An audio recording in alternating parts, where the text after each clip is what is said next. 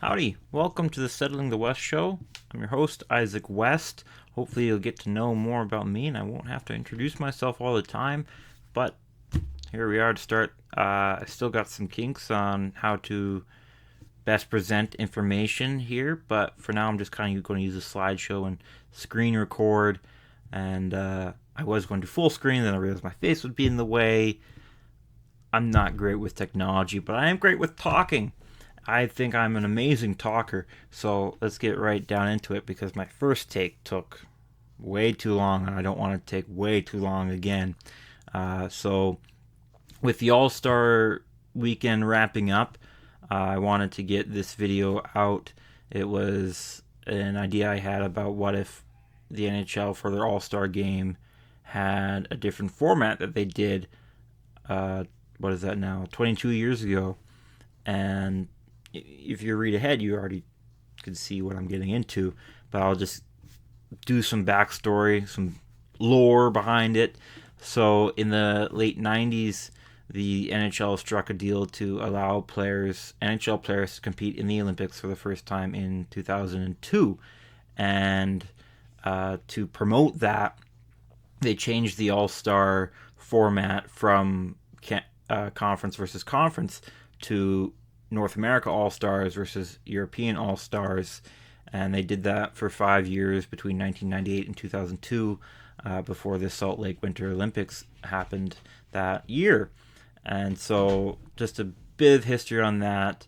Uh, North America won 3 of the 5 games that were played. They won the first two 8-7 and then 8-6 respectively. Then World beat North America 9-4. That will be the largest margin of victory in these 5 games. The game after that was 14-12. Defense was banned in that game. No, it wasn't, but it looked like it. And then after that, World won 8-5 against North America. I put the attendance numbers there because I did find one thing interesting. This is all via Hockey Reference.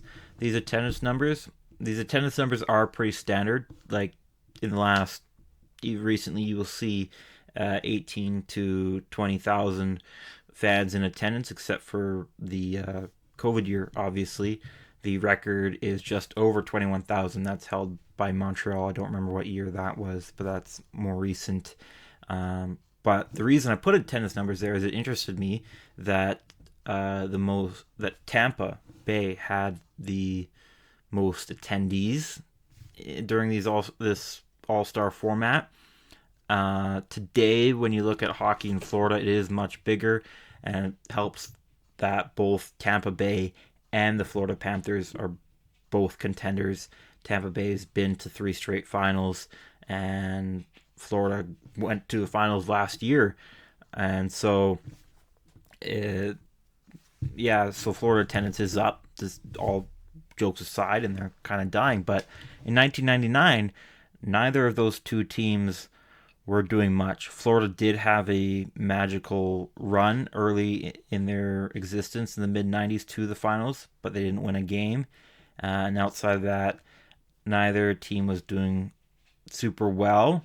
Tampa would win their first cup 5 years later, but again, that was 5 years later. So it's interesting to me that the North America and World All Stars game garnered nearly 20,000 fans in Tampa Bay.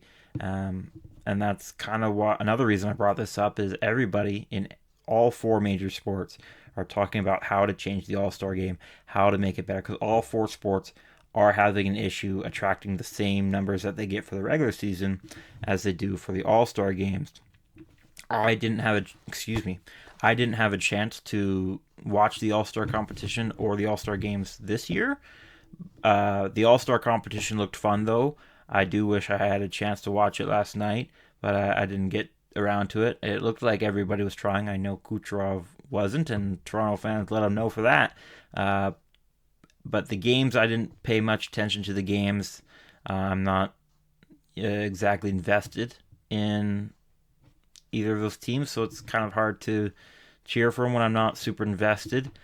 I was hoping for the McDavid team to win because, if you know, I'm an Oilers fan, but He didn't. That's okay. And I bet it was pretty fun for all the Toronto fans in attendance to see Team Matthews win. With I think he had Mitch Marner and Nylander on his team, as well as Bieber behind the bench. So maybe if they fire Sheldon Keefe and put Justin Bieber behind the bench, Toronto will have their cup. But no. Anyways, so that's a bit of history of the format. The NHL has never done it before 1998, and they haven't touched it since. I don't know if it's ever been talked about behind closed doors, because that's behind closed doors, and I'm not behind those doors. But I talk about it. I really like the idea. I enjoy international competitions. And hey, the NHL is going back to the Olympics pretty soon. They've announced last night. They announced that the NHL players will be back at the Olympics for 2026 and 2030. So maybe this is a way to drum up that excitement. So with this video, I also put together a roster for each team, kind of what I think the rosters would look like. I didn't have a minimum amount of players from each team number. So there's I think 8 teams or so who don't have a player on either of the rosters that I put together, and because I just wanted best on best. And I did 13 forwards, 7 defensemen, and 3 goalies. Obviously, when they played, it would probably be, if they were to do this format, 12 forwards, 6 defensemen, and 2 goalies, as is standard for all NHL teams during the regular season. But I figured, well, if a guy gets injured or something, backs out kind of thing. So anyways, let's get into it. First is the North American All-Stars. I would say this team is better than I was going to say European All-Stars. It would technically be World All-Stars, but I don't think there's a guy gunning for the All-Star who isn't European or North American. I know Nabokov had a few appearances in the All-Star during his career, and he's from Kazakhstan, but that's an exception. I guess I don't know exactly where in Russia some of the players that I included are born. Maybe they're from Eastern Russia, and that's Asia. But anyways, back to the roster. I love side tangents. I'm very good at it. You'll see a lot of Vancouver here. A lot of teams a few teams are repeated quite a bit, and Vancouver is no exception, just as it was in the All-Star game, and deservedly so. As much as I don't like that, they're doing very good. I have a great respect for the players and what they're doing, and they deserve that respect. So I put players in alphabetical order. I didn't want to get into who I think is better and that kind of stuff. But you got what I put together completely based off of stats and how they're doing. Brock Besser, Sidney Crosby, Gensel, Hyman, Konechny, Kreider, McKinnon, Marner, Matthews, McDavid, and Miller, and then 2 guys from Florida, Reinhart and Verhaeghe. When you look at that roster, your eyes are obviously going to be drawn to McKinnon and McDavid, 2 of the probably the most electric players in the league right now. McKinnon, I would say, is the best player in the league this season, or is having the best season. Wording has to be proper. I would say Connor McDavid is the best player, but Nathan McKinnon is having the better season this year. That seems to confuse the Toronto Sun. I saw an article where they said, who would you rather have, Nathan McKinnon or Connor McDavid? It's like, you serious? I mean, all respect to Nathan McKinnon, but come on. Anyways, it's whatever. So, but the other really important thing is it's a 2-horse race for the Rocket Richard Trophy, so that's the most goals during the course of the season, and both of those guys are on Team North America. Both Austin Matthews and Simon Reinhart are on a 60-goal season pace. Matthews is actually on pace for 71. I don't think he'll hit 71, but there's no shame in hitting 60, especially in the second time of your career, which would be the case for Matthews if he hits it, which he's at 40 now, so he probably will. But anyways, and then you look at the defense. This is the one area where I think the World All-Stars has the slight advantage, mainly because of size. But you never know how that affects the game all the time. Size is important, but it's not as important as it used to be. And heck, maybe if the NHL returned to this format, they'd want to do 3-on-3. I assumed that it would be 5-on-5 when I made these rosters. But anyways, looking at the defense, you got Bouchard, Dobson, Dunn, Fox, Hughes, Makar, and Morrissey. All 7 of those guys are very good puck movers and are all the leading puck mover on their respective teams, the leading quarterback, if you will. That doesn't mean that they're bad defensively. I don't think any of those guys are bad defensively. There's discussion that Bouchard is. I don't think he is. I watch all the Oilers games for a couple of years now. He's not great defensively. Like, I'm not a fool, but he's not as bad. He's very smart on defense. He's very cautious and careful, and he's very good in transition. And so he's usually has good positioning, not always. But he's not the best at shutting down a play with his stick or his body. So that's fortunately his defensive partner is Mattias Ekholm, who's very good at shutting down plays. But I do think he's good on defense. But if you would say that the defensive abilities of these 7 defensemen is questionable, I would heavily disagree. You could question physicality. These guys aren't known for hitting. Makar is a very good hitter. He's had a couple highlights for hitting, but I would say that's about it. The other, and lastly, is goaltenders. This is another advantage for North America, just as North America had both of the players in the 2-horse race for the Maurice. I almost said Maurice Rocket, but it is Maurice Rocket Richard Trophy. They have both of the goalies in the 2-horse race for the Vezina, at least in my opinion, and the opinion I usually see around. And it's important to know my opinion is always right, so it's just easy. You don't have to look at other people's opinions. But so I put Demko, Hellebuyck, and Ingram all together. Demko and Hellebuyck are the guys who are in that Vezina conversation. Ingram shouldn't be overlooked, but if they would have started, I would say Hellebuyck, but it would be between those 2 Americans. Americans have, I believe, dominated and taken over the goaltender discussion, but that's another video for another day. Before I close, we'll go to the World All-Stars. Even though I did say the North American All-Stars are better in my opinion, can't overlook it. Anything can happen, and there is 1, 2, 3, 4 players who have all been in the Hart discussion at various points this season in the 4 group for World All-Stars.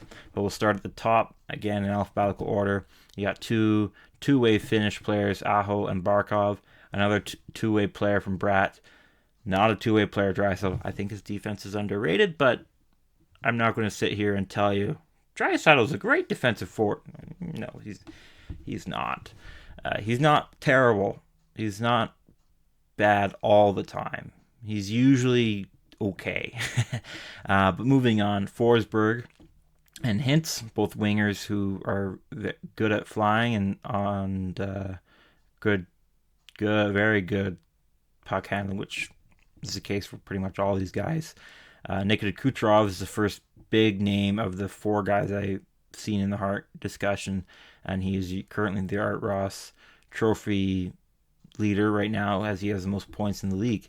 And then there's Vali Nichushkin, who's had a great, I don't know if it counts as a breakout season, but it is his best season. I don't think anybody would have pegged him to be in any kind of all-star conversation at the beginning of the year, but here he is. Is his numbers buoyed by being on the same line as McKinnon and Rantanen? Yeah, they are.